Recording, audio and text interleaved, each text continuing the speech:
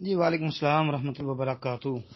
محترم بھائی نے یہ جی ایک اسکین بھیجا جی، اس میں انہوں نے ایک سوال کو انڈر لائن کیا، اگر کوئی شخص با جماعت نماز میں رکوع کے بعد شامل ہو تو کیا اس کو رکعت مل گئی یا نہیں؟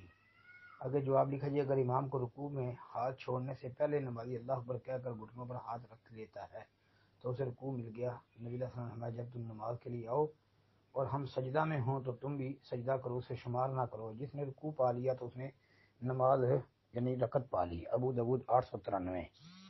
اچھا جی جی یہ ابو داؤد میں 893 نمبر حدیث ہے۔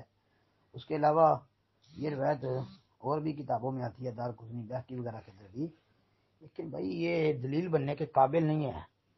اس روایت کو دلیل نہیں بنایا جا سکتا کیونکہ یہ روایت سخت ضعیف ہے۔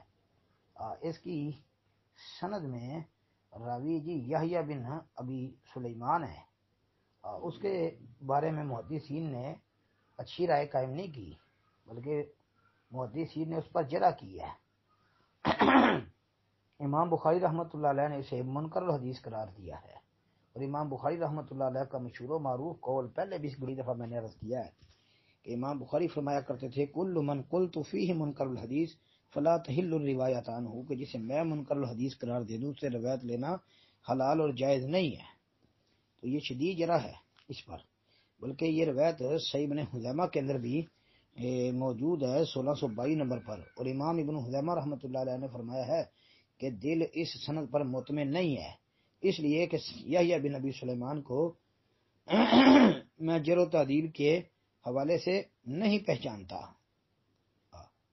تو بھائی یہ اس راوی پر محدثین نے جرح کر رکھی ہے، تو لہذا یہ ثابت ہی نہیں ہے روایت، تو اس کو دلیل بنانا کو سمجھداری نہیں ہے۔